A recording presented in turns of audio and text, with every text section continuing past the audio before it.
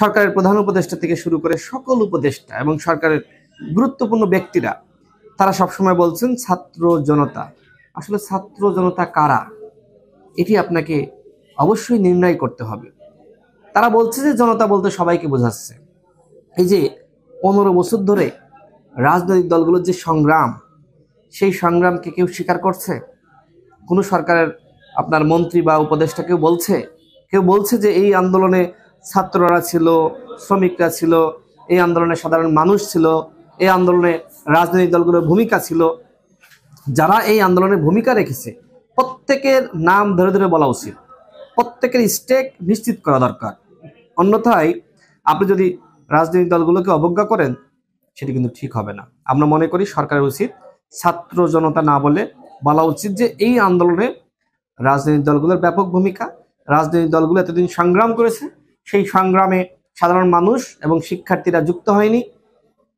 যখন সাধারণ মানুষ এবং শিক্ষার্থীরা রাজপথে নেমেছে এবং দলগুলো তাদের সাথে যুক্ত হয়েছে, যখন সমস্ত শক্তি একতাবদ্ধ হয়েছে, তখন শেখ হাসিনার পতন হয়ে গেছে।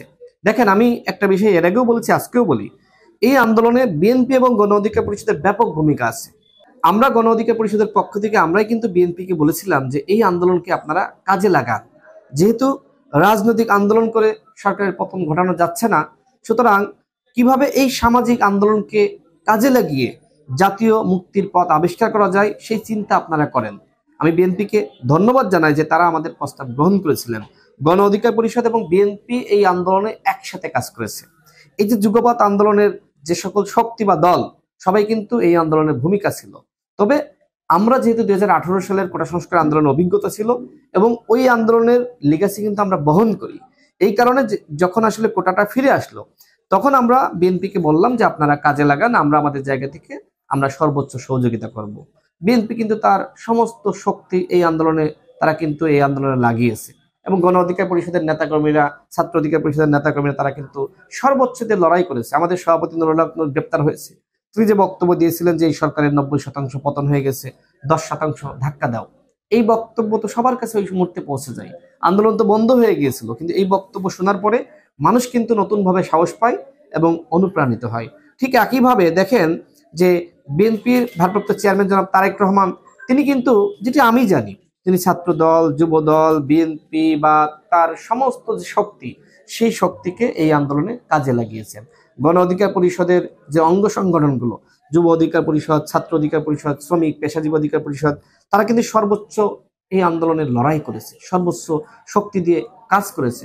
কিন্তু এই যে দলগুলোর ভূমিকা, নেতাদের ভূমিকা, সেটি এক প্রকার অস্বীকার করা হচ্ছে। কেউ কি বলছে যে এই আন্দোলনে নুরুল হক নূর জেল কেটেছে, নুরুল হক নূর এই বক্তব্য দিয়েছিল, তাকে আমরা ধন্যবাদ জানাই। সরকারের কেউ বলেছে এই আন্দোলনে বিএনপির যে ভূমিকা, তারেক রহমান সাহেবের যে ভূমিকা, কেউ একবার বলেছে যে বিএনপি নির্যাতিত নিপীড়িতদের দল, জামাতের কথা কেউ বলছে না। তাহলে এই যে দলগুলো ভূমিকা রাখলো, সেই ভূমিকা যদি আপনি স্বীকার না করেন, তাহলে আসলে আপনি কি চান সেটি নিয়ে কিন্তু সন্দেহ তৈরি হয়েছে। এই কারণে কিন্তু রাজনৈতিক দলগুলোর সাথে এই সরকারের দূরত্ব, যে দলগুলো যে ত্যাগ স্বীকার করলো, দলগুলো যে এই যে 14-15 বছরের লড়াই, এই লড়াই এককভাবেই করলো। সাধারণ মানুষ আর সাধারণ শিক্ষার্থী তো দলগুলোর এই 14-15 বছরের লড়াই ছিল না, নামে নাই। গণতন্ত্র প্রতিষ্ঠার জন্য সাধারণ শিক্ষার্থীরা তো দলগুলোর সাথে সম্পৃক্ত হয়নি, তবে দলগুলো অপেক্ষায় ছিল যে কখন আসলে সাধারণ শিক্ষার্থীরা এবং সাধারণ মানুষ নামে, সেই সময় আমরা ফাইট দিব। যেহেতু কোটা ফিরে আসলো, এটি আল্লাহর একটি আশীর্বাদ। যেহেতু আমরা 18 সালে কোটা সংস্কার আন্দোলন করেছিলাম এবং আবার 21 সালের একটি রিটের প্রেক্ষিতে 24 সালে কোটা 30% ফিরে আসলো, তখন আমরা কিন্তু এই আন্দোলনের সিনিয়র হিসেবে আমরা কিন্তু দলগুলোর সাথে যোগাযোগ করা এবং একই সাথে আমরাও আমাদের জায়গা থেকে সর্বোচ্চ পরিকল্পনা প্ল্যান করা, এবং সেটি কিন্তু সাকসেস হয়েছে।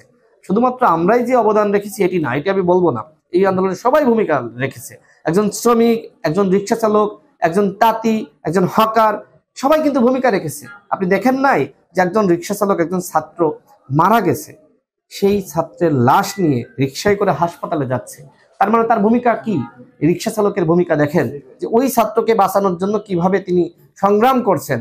সুতরাং এই আন্দোলনে আমি মনে করি 18 কোটি মানুষ তারা শেখ হাসিনার বিরুদ্ধে লড়াই করেছিল এবং সেই লড়াইয়ে এদেশের জনগণ জয়ী হয়েছে এবং রাজনৈতিক দলগুলোর যে নিপীড়ন নির্যাতনের ইতিহাস, সেই জায়গা থেকে তারা মুক্তি পেয়েছে। সুতরাং আসুন এই রাষ্ট্রকে আমরা সবাই মিলে গঠন করি।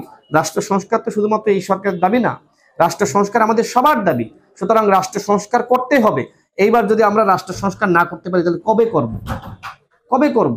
সুতরাং দলগুলোর সহযোগিতা নিয়ে, যারা আন্দোলনে ভূমিকা রেখেছে তাদের সহযোগিতা নিয়ে ডক্টর ইউনূস সাহেবের উচিত হবে সামনের দিকে অগ্রসর হওয়া।